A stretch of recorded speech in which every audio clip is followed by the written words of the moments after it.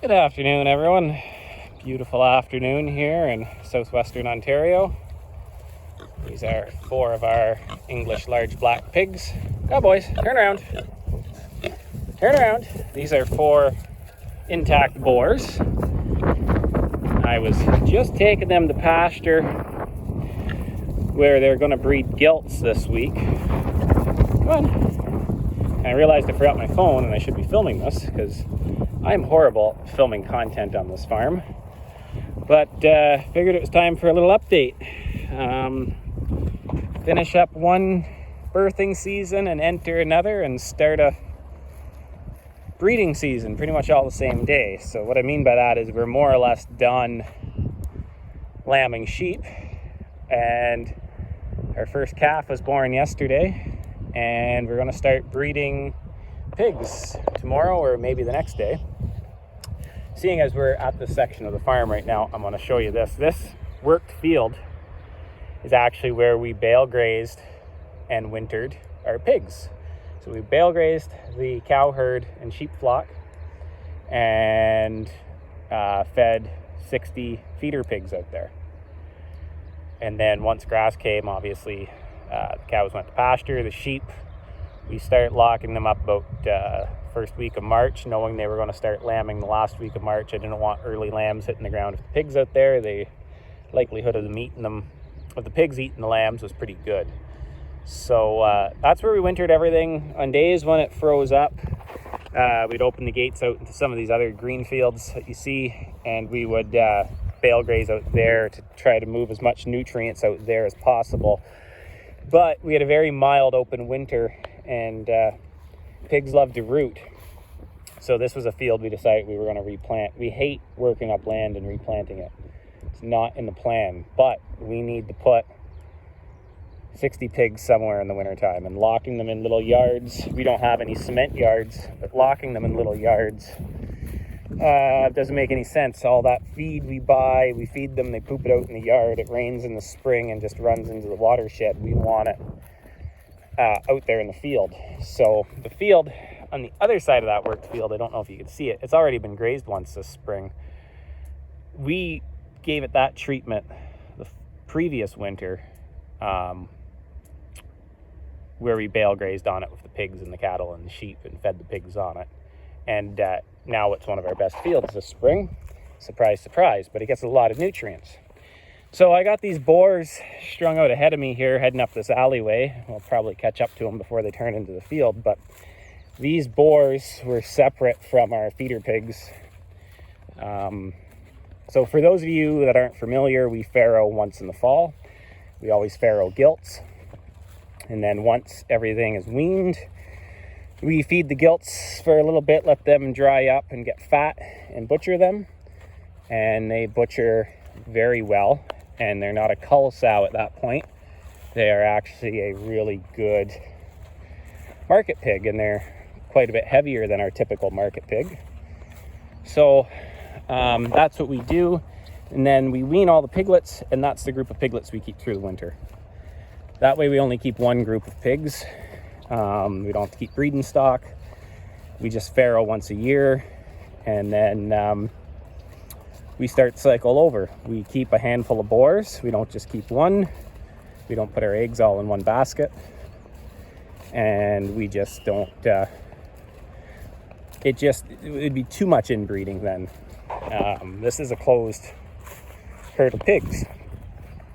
So we keep back everything. We don't castrate all the males.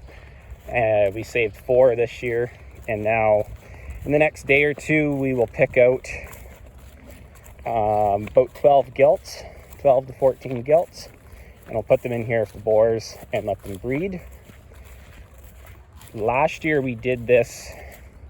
We bred 12 with the idea that 10 would catch and 8 would raise babies, with an average of 7 to give us 60 some babies. We ended up farrowing out 11, and I think 10 of them raised babies. And we had over 75, I think we had almost 80 piglets weaned. So 2 of those we farrowed 9 of them in 6 days. That was pretty darn good. There's the boars up there turning into the field. So we farrowed 9 in 6 days. And then, but we'd left the boars in for 6 weeks. The last 2 farrowed 3 to 4 weeks behind the others, and they farrowed within 10 hours of each other. So it was like we had 2 farrowing seasons, and really it was easy to see what happened. Those 2 gilts didn't catch on the first heat cycle when the other 9 did. Shut these gates.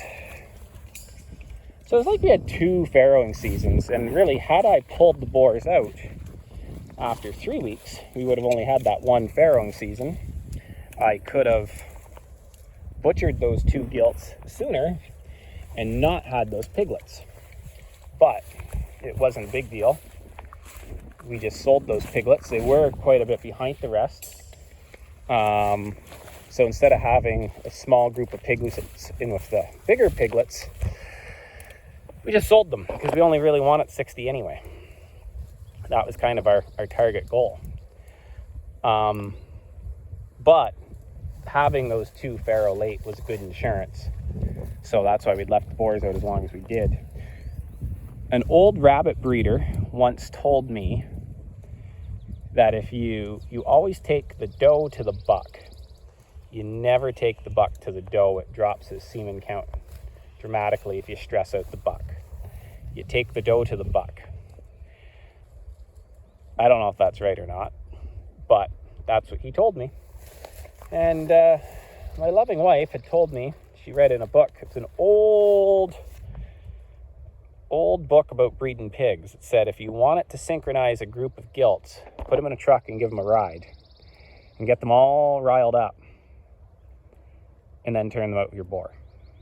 Put them in the truck, drive around the block once, unload them, and that would have them all riled up and help them sync.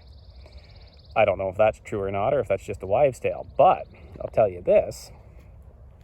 I figured by the time we ran the pigs in from the wintering paddock, put them in the corral, ran them through our raceway, through the sort gate, sorted them, and then ran them halfway across the farm down here for the boars, that'd have them, and put them in a new paddock, that would have them riled up. So we put the boars in 3 days before the gilts. Then we sorted the gilts 3 days later, put them in there, and like I say, we farrowed 9 in 6 days.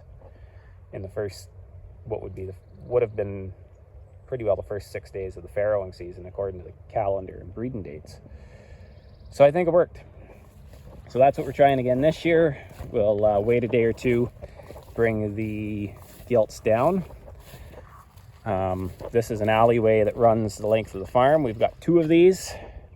We're doing something a little different with our grazing this year. I could always explain that another day. I'm not going to explain too much about it because I don't know if it's going to work yet. But what we're doing is actually, it's allowing these laneways to get some rest. So I'd replanted some oats in them because this is a terrible alleyway here that just washes. And I was hoping to give it some rest from having cows trotting on it every day. And it'll be a little bit of time before we do have cows up and down it every day. So hopefully it'll regrow some. And then our sheep are just on this side of the fence. I'll take you out there to see them. I made some lambing videos and then never really got back to making lambing videos. I think I made one the first or second day and that was it. Like I say, I'm pretty bad about filming content on this farm, so please forgive me. But all of our ewes, this is the second year in a row where all of our mature homebred ewes lambed within 2 weeks of one another. Last year, it was kind of the same thing. It was like we had 2 lambing seasons. We had some Shetland ewes I had purchased for my father, and they were out there. And all of our ewes lambed within 2 weeks of one another. And then it was like we skipped the whole heat cycle, and then those 6 Shetland ewes lambed within a week of one another.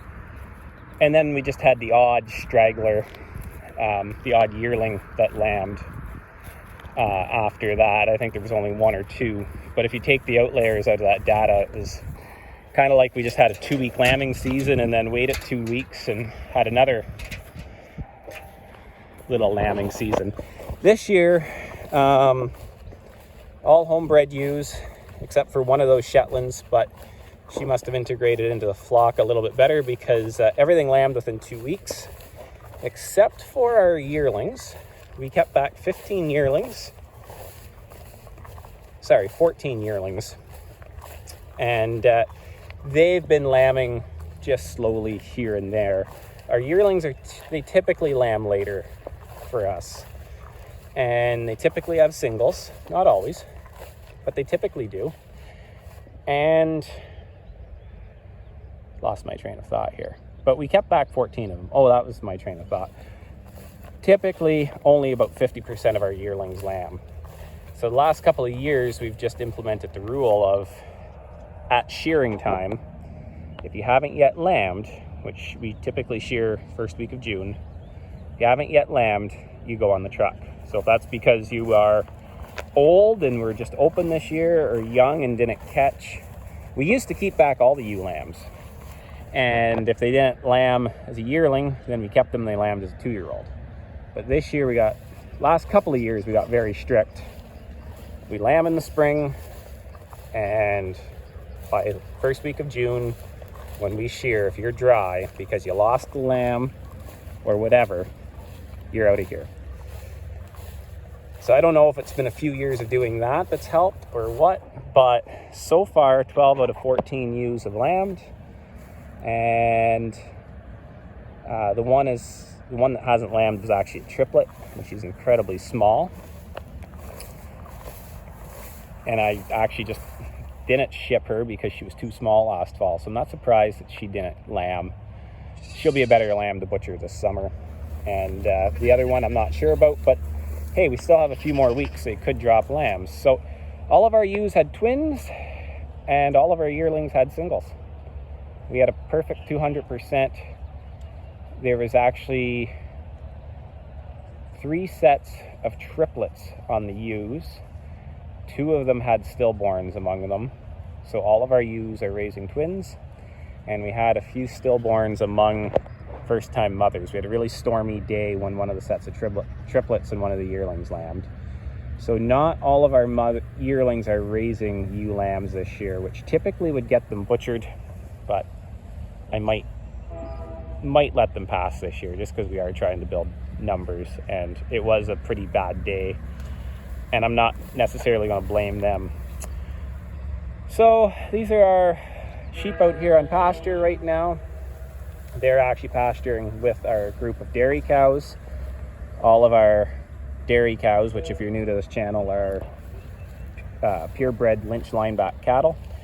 And they are just starting to calve. Our first calf hit the ground yesterday.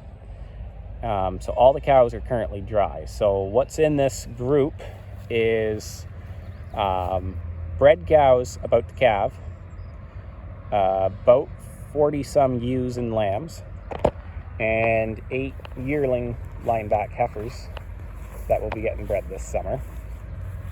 And then there's 3 donkeys and a llama. And they're running in this group right now on half the farm, and over there through those trees on the other half of the farm, there's all of our yearling bulls, 2-year-old bulls, and 2-year-old steers. We don't have any yearling steers. We decided not to steer last year. I can make another video to cover that. Might be a mistake, might not be, but it's just what we're doing. Right now, all of the gates on the farm are open. There is 13 pastures altogether, 12 if we exclude that piece that the pigs are on that's worked up. So the groups are more or less even. This group's a little heavier with the sheep, but tomorrow or the next day when we sort out the gilts from our feeder pigs, the feeder pigs are going to go out with that group of bulls and steers over there. So that'll kind of weigh things out, or even things out, I should say. And each group's got 6 paddocks with the gates open. And it's a little different than what we normally do. Normally, I'm very big on moving cattle every day and twice a day. and I just can't manage spring flush. We end up with a bunch of fields of mature grass, and it doesn't matter how fast you move them.